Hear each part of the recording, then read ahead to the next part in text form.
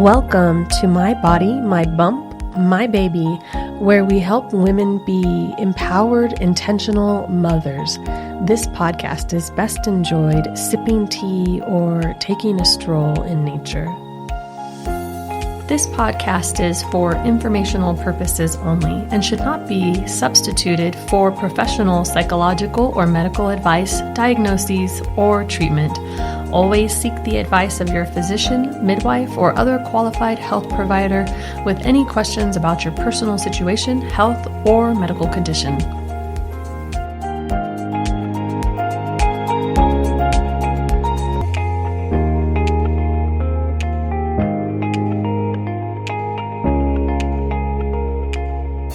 Welcome back to My Body, My Bump, My Baby. I'm here today with Sammy to talk about her beautiful birth story with her little one. I'm so excited to have you here today, Sammy. I know that we've known each other for a couple of years now, I would say. She actually started, I met her through yoga, and then she helped out with my Oliver before she had her own baby. And we've gotten close together and when it comes to homeopathy and birth and all things postpartum for mama. So I'm excited to have you here on the podcast today. I'd like to start off, we go through a couple of questions when we go through the birth story, but I'd like to start off with understanding what it is that what kind of birth experience is it that you are planning to have and why? Yeah. Okay. Well, thank you for having me. I appreciate it. I was just talking to you about how it's so interesting telling your birth story as time goes on, so it's almost a year now. So I'll try to recount all the details and get back into that space. But whenever anyone asks me why I decided to have a home birth or why I planned a home birth, I don't have a super good answer because I just never really thought I would do anything differently. I didn't really weigh any pros and cons. I just really knew innately that I wanted to have a home birth. I didn't really grow up seeing home birth or anything like that. I was only exposed to media births and hospital birth from my mom and people around me. But I did do my doula training when I was in college. And I've always had some discomfort with the medical system in general, like the Western medical system. And so I just really questioned everything. And so when I started to learn about birth, it was like a whole new can of worms. And it just reaffirmed my choice that I would give birth in my own space. I just felt like I'd be the most comfortable and relaxed, and my nervous system would be the most relaxed at home. So I didn't really see it any other way. What inspired you to become a doula in college? I've just always loved birth. I've always loved supporting women, and specifically through holistic wellness and health. And, that is all in line with kind of yoga and the yoga mindset. So, yeah, I just felt like it was right. And I really wanted to expose myself to more safe birth. Okay, so you chose the home birth. Mm-hmm. So that's the type of birth that you were planning. Yes. What did you do to help prepare for this?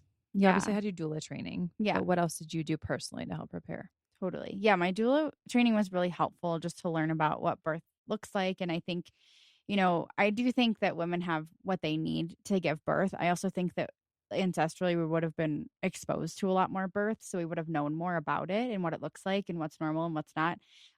So I kind of toggle between do I want to read a lot? Do I want to read all these books? Do I want to dive into resources, or do I really just kind of want to go inward? And I did end up doing both. I think, I read a couple books. What books? Do you remember? I'm trying to think. I read, Ina May's Guide to Childbirth. Okay. What else did I read? I don't know. I did a lot of research about the intervention. So I read, Auntie D Explained. I read a lot about the different choices that I had to make. But other than that, I just kind of, went inward and talked to other people about their birth. I really liked listening to birth stories up to a certain point, right? Like my third trimester. Say during your pregnancy, you wanted to. Yes, but not in my third trimester. I was like, I'm done, But I did really want to hear about everyone's experiences, just so I could be kind of prepared for things that came about. Yeah. Okay. That's.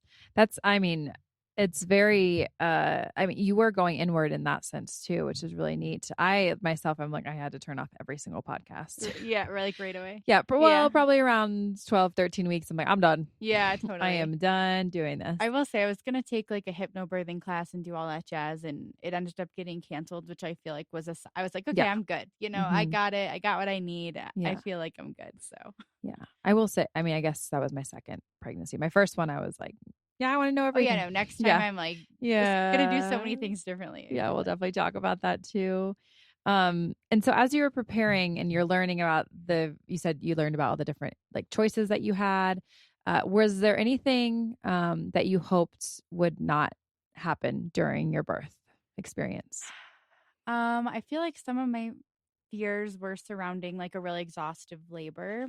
Okay. I just hear and have experienced the reason why people well, I didn't want to be in the hospital, obviously, because I was planning a home birth. So that was like my main thing. But most people who transfer in my experience is due to exhaustion, right? Like a really, really long labor. So I was like, I don't know how I'm gonna respond in that moment. I like to think that I'd be like, I'm staying here, but it's such a vulnerable space. So, had I had a 48-hour labor, I don't know what I would have done. So I was, a little nervous about that.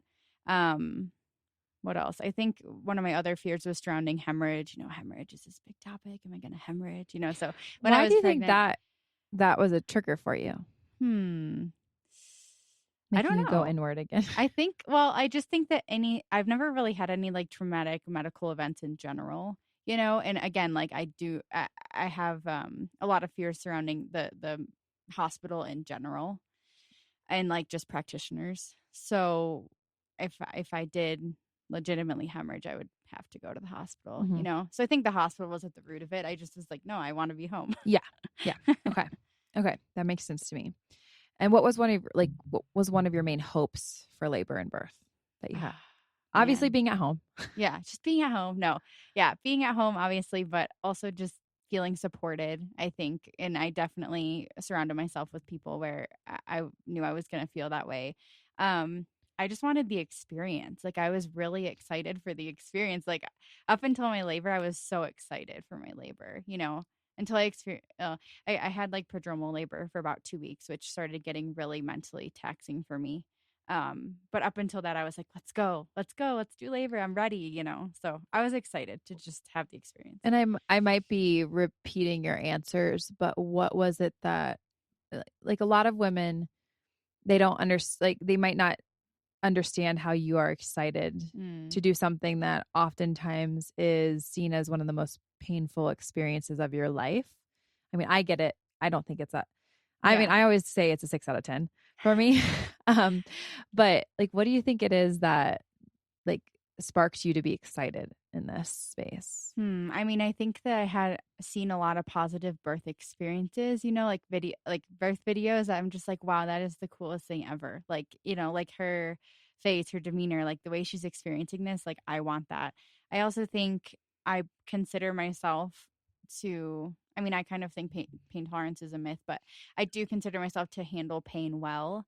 And so before labor, I just being like, a yogi and things, I was like, I've got this. And I've also been through challenging experiences that I feel like mimic birth that I just feel like I've really been, in that dark place and been able to come out of it. So I was like, okay, this is just another one of those things that I get to overcome. And then at the end, you have like this high of hormones as Yeah. well as you get a gift. Yeah. That's how I look at it. I'm like, for other things are painful because you don't get gifts. Yes, true. It's high risk, high reward, right? Or not Mhm. risk, but just high, sacrifice, high reward. Like you can't have the most beautiful thing in the world without going through the Mhm. trenches. Yeah, I love that. I love the way you said that. Okay, so tell us your birth story. Okay. So I did choose to know my due date for my first pregnancy and I did give birth on my due date, which is pretty funny. For me, because I'm just think it's kind of irrelevant, but I did give birth on my due date. Um, so I did experience some prodromal labor leading up to birth. I started experiencing what felt like not Braxton Hicks contractions, like real contractions that would, happen, let's say 10 minutes apart for a couple hours, and then they'd just like completely stop. Um, and I was like started losing my mucus plug like 2 weeks before my due date even. And I was like, kept thinking that, okay, this is it. And then it wouldn't be it. And so I was just so ready to go that whole time. And by the end, I was just really exhausted mentally. It was just this space where I was like, I just want this to happen, you know? That's when it happens. Yeah. And now looking back, I'm like, chill out, you know, it's gonna happen, you know. But so, and then I went to a prenatal class at Enzo on my due date, or sorry, the day before my due date. And we were in, you know, prenatal yoga, and I just didn't feel well. Like I like didn't want to do the movements. They were contractions now looking back, but in the moment I had had so much prodromal labor that I was like, oh, this is just, you know, it's happening again. And I just didn't feel well in the class. And so we left the class or whatever, and I called my husband Rick on the way home, and I was like, what was I saying? Oh, okay. no. So I called my husband Rick on the way home from prenatal, and I was like, I don't feel well, like at all. Can you make me something to eat for when I get home? I need to eat and just go to sleep. You know, it was one of those pregnancy days where I was just like, ugh, I need to go to bed. This was in the evening. And so I get home, and he made me like a, you know, cassava flour, like quesadilla. And I took like one bite, and I was like, I do not feel well. And then I was in my room for some reason, and I just remember like having a full on contraction. And I was like, oh man. And I like had to get down on my knees and like lean over the bed. And I was like, this is interesting. Like, didn't expect it to be this painful right away. And then like that kept happening probably like every few minutes. It was like every 3 minutes I would get another really intense contraction. And I was like, okay, I guess this is happening now. And my mindset at first was like, are you serious? Like, I just had a really long day, and now I'm going into labor at, you know, 8 p.m. I'm like, oh my God, okay, here we go, you know? So I was kind of like annoyed that it was happening at that time because I was so tired. And so my contractions were pretty close together right off the bat. You know, I imagined originally early labor, like baking and doing a puzzle, like it legitimately, that was my plan. Like, and that did not happen. It was pretty intense, or so I thought at that moment. I don't know how people do that. I just really don't know. Right? Yeah. To Maybe pass it's the because time. the intensity comes on faster for some of us, but True. I don't know. I like to think the prodromal labor did make some progress, you know, and so then it was a little bit quicker, but I don't know. So, you know, I'm having these contractions, and I did take a shower. It was pretty challenging though. I did take a shower and then kind of, you know, brush my hair and get the clothes on that I was planning for. And then I went upstairs. The clothes on you were planning for. I had an idea in my head. Here's my dress. Yeah. No, I wasn't in No, dress. I'm kidding. I don't even know. I was in like sweatpants. I am kidding. I'm just, yeah. Love that. Did my makeup. No. And so I went upstairs. We have 3 levels, which is not ideal for laboring, but whatever. So I was on the middle level, and we called my doula pretty quickly, and she was like, wow, your contractions are really close together. And so in my brain, I was like, oh, okay, like they're close together. You know, this is going to go really fast. And, you know, it's funny looking at pictures of myself at that point in labor because I felt like I was in so much pain, but I'm like so calm and my whole face is relaxed. And I'm just like, you know, humming and like, you know, palms open on the birthing ball. And my doula right away was like, you know, you got this, you got this. And I was like, I know I got You're this. Like, you know, all of my like, yoga dreams, yoga birth dreams coming this true. encouragement right now. And so, you know, and then labor went on and on and on. And the midwife came pretty quickly just because of how close together my contractions were and like some of the sounds I was making. She came probably a few hours after my doula. And I labored through the night. You know, I labored everywhere from sitting on the toilet to just being in the birthing pool. I did have a birthing pool, so they filled it up with water, and at a certain point, probably halfway through the labor, I was in the water, and things were pretty painful from my perspective at that point, and they started slowing down, and I was in like, the water. Yeah, and I was like, oh my God, this is amazing. You know, I needed a break. And the midwife kind of was encouraging me to, I was like, maybe they won't notice. I was like, maybe no one will notice, right? Like, that it's slowing yeah. down. You're like In trying my to head, I'm hide just like, it. shut up, everyone. Just leave me alone, And they were like, hey, your contractions are slowing down. I'm like, leave me alone. I'm like, I know. Like, I just need a little break. So I did stay in there for a few more, contractions. Then I got up and moved around. There was one point where I came downstairs and took a nap because I was so tired. And I never understood how people napped in between contractions. I was like, this is not real. But I did. I would fall asleep for, 2 minutes. And then I'd wake up and moan through a contraction and then fall asleep for Pass 2 right back minutes. out. Like, So it was how many so hours funny. in was this? Uh, Where's the by water the time break? I took the nap, it was probably like, I don't know, 7 hours in, 7 or 8 hours in. Okay. So like, So really early morning. yeah, really early morning. So like it wasn't light out yet. And like Rick was sleeping next to me somehow, sleeping while I was moaning through the contractions. I was very vocal. I looking back, reflecting, I do think that I was in a place of like resistance. Like when a contraction would come, I would say no. Like I would say no, no, no, no, no, no.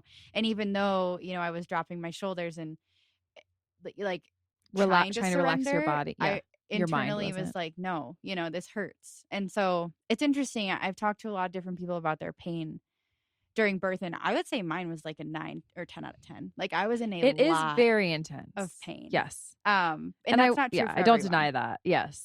It's just when you look back at it and I'm like, the Right. full experience was this when I Right. add everything in. Totally. I mean, but some people don't think it. Like some people have had more painful experiences. Or have said it's completely painless. Yes, which I believe them. But I just am like, wow, that was not my experience. So I was definitely in a place of resistance. I was also in a place of like, I wanted external help. And I think that's from a lot of other situations before birth where I wanted someone to come and fix and help me, and save me.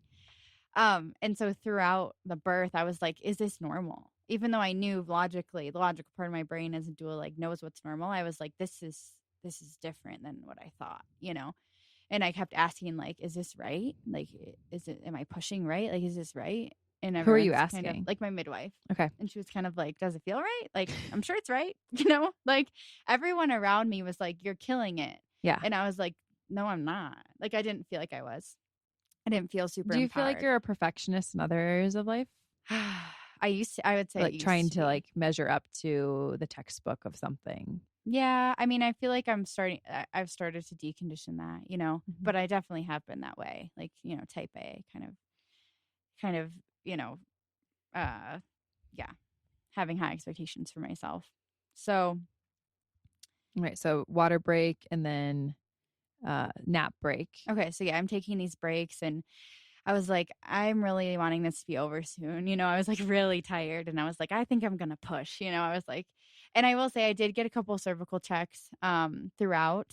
And for me, it felt helpful in the moment, hearing the numbers. And, at one point, I think, I mean, it's hard to really know how far a cervix is open, like for anyone, right? So I think that there was maybe an overestimation of the number, and then she kind of realized that maybe I wasn't that dilated, and that kind of messed with my brain a little bit, which I knew could happen. Like sometimes the number is helpful, sometimes it's not. When was the first one that you had? First one, she said like 6. And when was that? Like that was probably like right when, like close to when she got there. Okay, so a couple hours into labor. And then, at the nap period and I was like, oh, I must be further along. And she was like, oh, you're really, everything is really thinned out. She like said it, but she didn't want to say it to and you. I was like, just tell me the truth. Like, I was like, give it to me straight. Like, what is it? I was like, is it 4? And she was like, maybe. And I was like, oh no, was what? it a 2? I was like, oh my God. I was like, okay. So this is the second one. And did you initially think that you wanted to have cervical checks? Not really. Like planning your labor? No. Okay, what made you want to have them in the moment? It was way more painful than I thought. Okay. So I went into birth thinking that I was going to and breathe and it was going to be like a yogic experience. And it just really challenged me. I was just really, and at no point was I like, I need an epidural. Like that wasn't, I wasn't like, take me to the hospital. I was just like, wow, like I am being humbled. Shocking like I was like, this is so humbling. This is so hard. So then I'm in the pool again and I want to start pushing, right? And I wasn't really understanding the pushing in hindsight, I probably wasn't ready to push because of how hard I had to think about it. And it really hurt to push during a contraction. I was like, you mean I have to push during your contraction? They were like, yeah. And I was like, that hurts so bad. Like, I don't think that's So you're correct. pushing on a closed cervix still. Right. Yeah. So I'm like trying to push, and I just was very frustrated. Rick was in the pool with me. The midwife was kind of like holding a cloth like up to my vagina and that helped so I could like push into something, because the pool just felt very like I was like floating, and I was like, I need to be grounded. And at that point my water broke. So it didn't break until I was, far, far into labor, and I didn't even feel it. They must have seen it break. Yeah. Okay. Because they told me. When you're in your water too, feeling it break. Yeah. So Yeah. you didn't feel any difference in pressure or No. anything? Okay. No, I was just like, okay. They're like, your water broke. I'm like, all right, whatever. So at that point, I was about to be going through transition, and I didn't know that in the moment. But now looking back, it's like, yeah, because you started panicking, right? So Yep. I was like, not that everyone panics, but most people have that moment where they're like, I'm done, and you're like, no, you're almost there. So I was just very frustrated. I was in a lot of pain. I was having like back to back to back contractions. It was like transition, right? How many transition contractions did you have?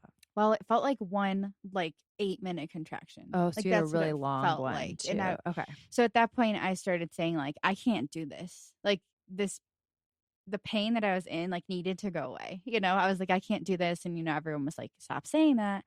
And I was like, no, like I really can't do this. Like I need a break. And the midwife made a couple suggestions about what a break would entail that I was not interested in. And what were some of those suggestions? Like, well, you could have a glass of wine or something like that, like, take, I don't even know, like I don't know, like what's a pain But there was reliever? nothing saying like, okay, we're going to take you in. Oh, no. Everyone around me knew I was I don't fine. know what pain reliever or you get. like something like that. She Yeah. was like, whatever. I'd be like, you're already in the water. Yeah. Right. And I was like, no, thank you. And she was kind of like, okay, well, there's no breaks, And it was like a tough love moment. She was like, okay, this is it. There's no breaks. It's like when a therapist will be like, look, I'm just going to give it to you straight. You need to get a divorce. Yeah. Right. It's, you're just like, oh, okay, thanks. But really in the moment I was like kind of hyperventilating. I was freaking out. I was asking for help. I was like, can someone help me? Because it just felt like everyone was looking at me and no one was helping me. And like, of course not. I needed to go inward and help myself. But I was like, yo, somebody help me. And so the nurse, did have the Doppler throughout labor and was checking on the baby, and the baby's heart rate dropped, pretty low from their perspective. And they were kind of like, hey, you got to calm down, like really, like you need to breathe. And I was like, okay. And so I started taking really big, long breaths, and, baby's heart rate went right back up. And I was like, oh, we are doing this together. That was the moment where I was like, put it back together. Yeah. I was like, you got to snap out of this. Like, you're complaining, you're whining. Like, this is what I'm saying to myself. I'm like, you need to get a grip. You need to breathe because your baby needs to breathe, And so I started taking really long breaths, and I was like, okay, I got this. I was like, guys, I don't like this pool anymore, And the midwife was like, just saying, you could go to the toilet. And I was like, fine, let's go. So I got out of the pool and I threw up. And so I was like, okay, yes, here we go. I transitioned. And I hate throwing up. Like that was a phobia I had before labor. And in the moment I was like, that felt so good. There's this like iconic photo of me throwing up and Rick eating a beef stick in the corner. I was like, what was that thing? Rick was pretty uninvolved, my husband, like not on purpose. I was just kind of like, I don't like, just don't touch me. And my midwife my doula was touching me the entire time, and I loved it. She was touching my back. She was so supportive. She was holding my hand. Like, I think sometimes you're like, you did this to me. Yeah, true. Yeah. So my husband, like, I wasn't really craving any like physical touch from him or anything. So he was just having a snack, as I was puking. But I was like, okay. Everyone kind of cheered when I puked. I was like, all right, we got this. So then I go to the toilet, and I'm facing them like the opposite way that you would normally sit on a toilet, which people call the dilation station. The dilation station, yeah. And now every time I'm at a birth, I'm like, you should go sit on the toilet. I just loved it a lot. So I was facing, and it was very painful. You know, the way that you're sitting on the toilet, the contractions can feel really intense, but that is when I was like, okay, this is how you push.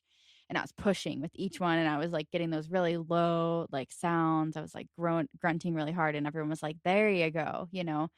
And they were like, okay, you have to push, like, you know, the point that you're pushing at, you have to push past that. And I was like, what? That's insane. Like, my body's going to rip in half, you know? And they're like, no, trust me. I was like, okay. So I was pushing super hard. And I think, so it was just Rick and my doula and me in the bathroom.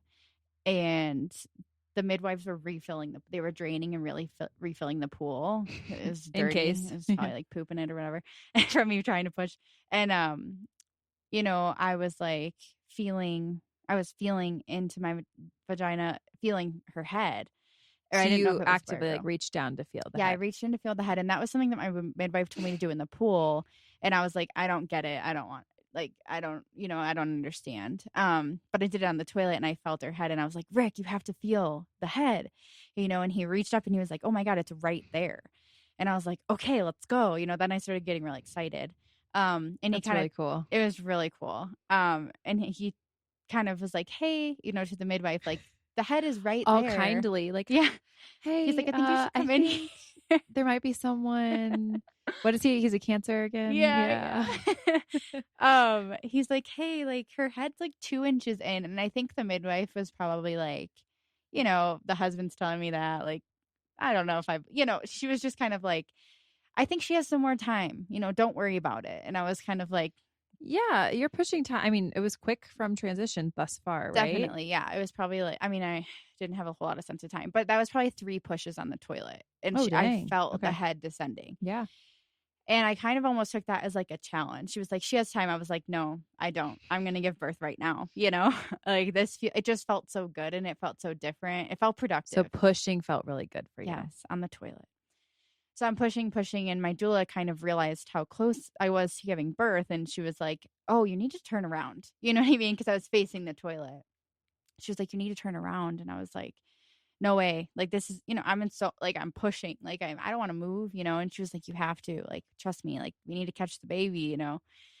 And I was like, all right, fine. She was like, do it really quick. Ready? 1, 2, 3, you know. And then I turned around and I sat on the toilet the correct way. And it was probably like 2 pushes after that that I started feeling her crown. And the midwife then did come in when she was crowning.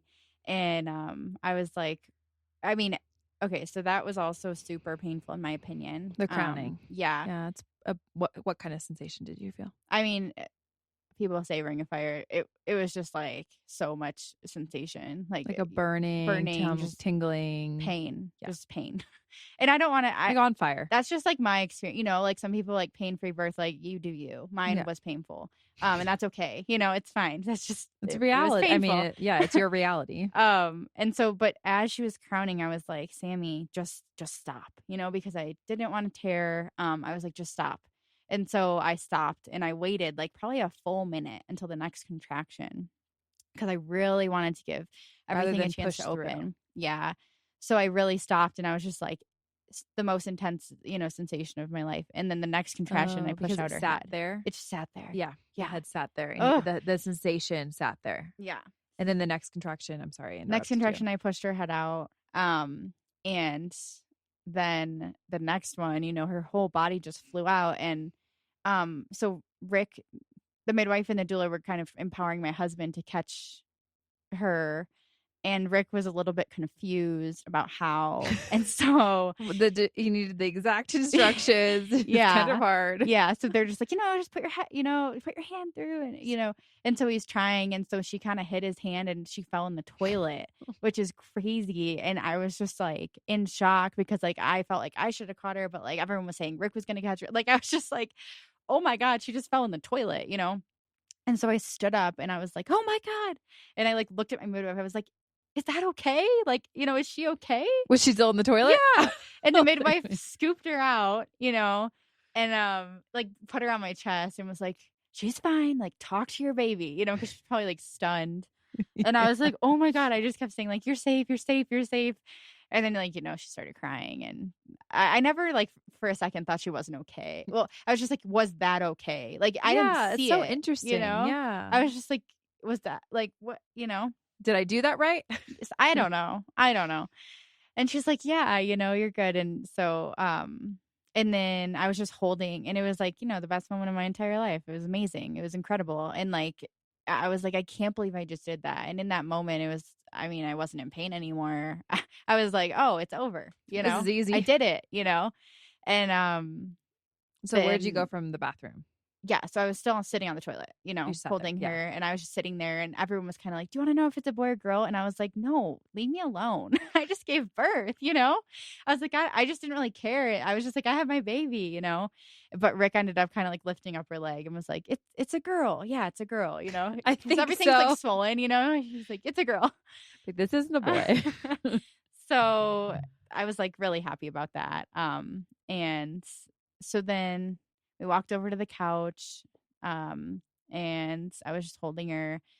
It was amazing because it was like, 8 a.m. So the sun was coming through and it was just gorgeous. And I just felt incredible. So yeah, that's the main birth. Mm-hmm. And so after birth, how was your placenta? Yeah. So I was just How laying was on that the couch, experience? hanging out, chilling. I felt great. Did you nurse her? Yeah. Already? She had like latched right away, and she was, nursing, and I was just like in legitimate heaven. I was just so happy. And someone was like, "All right, well, if you feel the urge to push, just feel free to push your placenta out." And I was like, "All right, got it." And I was just laying there. And they're like, "Do you feel like you have to push?" And I was like, "No, not really. I'm just like enjoying my baby." And at that point, my midwife kind of suggested maybe taking some herbs to help the placenta, but I just felt so good. Like I just felt great. I was like, nothing could be like, I'm good, let's just wait. And I had like pretty specific like choices that I didn't want any intervention like in helping the placenta come out. I didn't want any like medication. So I agreed to the herbs, because the midwife has kind of mentioned it a couple of times, and I was like, okay, sure, give me some herbs. And then it was like 15 more minutes, and she gave me another dose of herbs, and like 15 more minutes, and she gave me another dose of herbs. Did you feel tension, like not physical tension? Did you like feel the energetic tension in the room around your placenta not coming out? Okay. Yes. So I felt like everyone else was nervous except for me and Rick. Okay. Rick and I were looking at each other like, we're fine. Like I genuinely was not worried about it. And someone asked me, like the nurse was like, "Do you feel like you're holding on to anything? Like, do you feel like you're like, do you feel like you're holding on to the fear?" And I was like, honestly, the only fear I'm feeling is from you guys. Like I'm not feeling scared right now. So like holding on to that. And so my doula made a really good suggestion for everyone to just leave and for me and Rick to just be there, And I did like stand up to like have gravity help if I needed to. Did you try to push? I tried to push about pushing a couple times. I was like, maybe it'll just come out, but I just didn't feel any contractions. Yeah. So it was a few hours, and I did. Then you tried the homeopathy. Yeah. Then as Hannah well. came and dropped off some homeopathy. I did some homeopathy. It was, I think, longer than the midwives were comfortable with waiting, but I stood super strong in my choice, and I was just like, I don't want Pitocin. Like, I just don't. And then after, a few hours, there was just a conversation that happened that was like, this feels concerning to me, and I don't want you to have to go to the hospital. And, there is an increased risk of hemorrhage if, your placenta is retained. And I was like, okay, and I just like was like, okay, well, I'm not going to the hospital, so why don't you just give me some Pitocin then? Yeah. And you said another midwife came to help with this so process? At that point, they said that they were like, we kind of want to reach up and feel what the placenta's doing, because they were pulling on the cord a little bit, and it just didn't feel like anything was happening. So I was like, okay, I go for it. Because they don't want to like fully just like yank the cord. Like, right. Well, if the cord breaks, then, exactly. It's not a great situation. Which is why they were just like feeling the pulsation if there was anything. And they wanted to actually fully feel the placenta. Okay. So from the base. Yes. So another midwife came to support with that because she was experiencing that. And this is just so for everyone knows, this is very different than a provider pulling on your cord. Yes. Like this is not that happening. No, at no, all. no, no, Yeah. no. They were just curious about what was happening. And they did try a couple. I did get Cytotec as well. First, I got Cytotec, and then I got Pitocin. I just really didn't want Pitocin. And even after the Pitocin, I was not feeling any contractions, which was so interesting. And I was like, there's just something else going on here. So yeah, the other midwife came and she was like, okay, I'm gonna, reach up and feel your placenta, And I was like, okay, it's gonna hurt, and she was like, yeah, it is. I'm glad she was and honest. I was like, all right. And she's like, are you ready? I'm like, I guess, And at this point, my mom had just gotten here. She flew from Chicago. Oh, so she came into the house? Yeah, so she came into the house as this was happening, though, as the placenta was, being removed. Did she get a flight, just as when she found out you were in labor? Yeah. Oh, that's so exciting. So she originally was going to be there for the birth, which I was, which I was like, I was happy to have her there, but I also wasn't going to be devastated if she wasn't there. So wonder if you were holding on to waiting for her. Oh, that's interesting. Maybe. So she got there as this is all happening, and she's not very she like passes out really easily. Oh no. Yeah. So she'd be the one. And so the nurse was kind of like, you might not want to be here for this. And she's like, no, I'm coming. That's my daughter, So she's like coming in and watching. And at this point, Rick's holding Dorothy near my mom just while this was happening. And so my midwife, she reached all the way up and my cervix was like kind of starting to close. And so she reached all the way up and it was really painful. However, I don't quite remember it very well because of probably all the oxytocin I had. And like in the moment, I remember it being very unpleasant and very painful. And so yes, in the moment, I remember it being very unpleasant, but I now like looking back, it was just like a blip in the experience, But so she reached up and she was like, okay, I have your placenta, you're going to need to help me and you're going to need to push. And so I think I pushed like 3 times and I screamed super loud and it came out, I was just like pushing. It hurt really bad. And then the whole placenta came out and she guided it out with her hand. And, I was like, oh my gosh, like, okay, it's out. Like, I just felt so relieved at that point because it was just a production. Like, it wasn't even like I was in pain or I felt like ill or anything. It was just like, so yeah, it was just a whole production at that point. And I was just really happy that it was over. And then, the midwife like checked that all the placenta was there and it all came out and it was all good. And I was happy about that. So right when it came out though, she was like, oh my gosh, you have a developmental cord insertion, So that's when basically there's different kinds, but for mine, it was like the umbilical cord was attached to some membranes that were just hanging off the placenta and it looked pretty spooky. Just because it was like, oh, the umbilical cord wasn't attached all the way in the placenta. And so that was a moment where I was like, wow, it was just like, I was very grateful that Dorothy was okay, because it just looked, I was like, that couldn't have been like ideal for her, like the nutrients passing through the cord and then membranes and then the placenta and then her, like, I just felt like, so I was like, wow, that's interesting. And then I was like, wow, I'm just so happy everything's good, and then I took my shower. The midwife came down with me and sat in the bathroom while I took my shower. They put all the laundry in, they cleaned up, and I just got to snuggle my baby. Yeah. I want to go back to that velamentous cord insertion too. Just like reiterating to everyone, like I had one as well. And my midwife specifically afterwards was like, this is why no one should ever break a water or cut a cord or like do it with a knife or anything that could potentially nick a cord because then you could be nicking the arteries or like what's going like the nutrients to the baby, which is what sometimes happens of why someone might be rushed into a cesarean because of that reason. So that's why like it's just so interesting. It is interesting because you just don't know what's going on internally, to think about it that way too. And you did have a 20-week anatomy scan, right? I did have the 20-week anatomy scan and it didn't show anything. So okay. It's interesting. Yeah. I personally, my belief is that the placenta may have been retained in my scenario based on how the cord was inserted, but mine was like not even, yours was like a true velamentous in the side of the right, like kind of in the side of Yeah. the placenta. Yes. I mean, I think BC is going to post a picture of it Yeah. when she advertised the episode. Like, it was just like hanging on. It was really, so like if you think about it, like the cord wasn't pulling on the placenta enough, Yes. basically. So Yeah. yeah. So true. And how big was Dorothy? She was 6 pounds 6 ounces. Okay. So Cool. yeah. On her due date. On her due date. Yeah.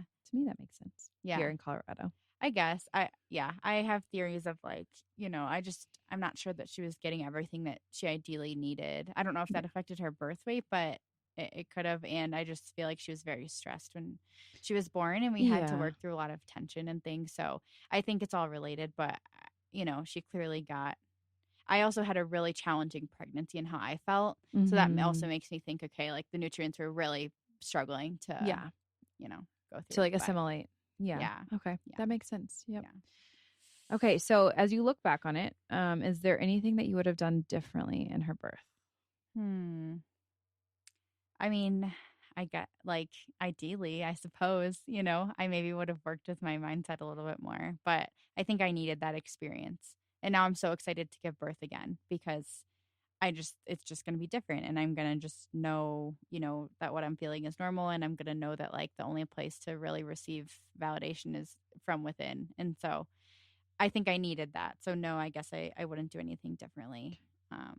I guess if I would have known that the placenta wasn't retained because of like I wouldn't have gotten the Pitocin, because I do think it just manually needed to be removed, but I didn't really have a way of knowing that. So yeah, that's a good point. Did the best that you need the manual removal, especially as your cervix was starting to close up. That's really interesting. I know. Yeah. If you could share one thing with our audience that might be helpful to them, what do you think? What would that be for you? Oh man, I mean, just trust yourself. Like I feel like everyone says it, but you really do know your body and in your birth better than anyone ever could. And just, I'm a big advocate in, though we have everything we need to birth, I'm a big advocate for making choices before you're in labor, Yeah. because labor is a wild place. And Sammy has a really awesome, what do you call it? Like a guide. Yeah. A guide to all consent ebook. Yep. So it has a bunch of different interventions that you would experience, whether you're using giving birth in a hospital or even having a home birth with midwives, for when you're pregnant, while you're giving birth, and then the afterbirth interventions as well. I just think informing yourself is so important. Yep. I think that's one awesome tool that you could check out. We'll link that in the show notes as well. Cool. All right. Well, thank you so much for being on here today, Sammy. And I look forward to chatting with you probably in the future about other things.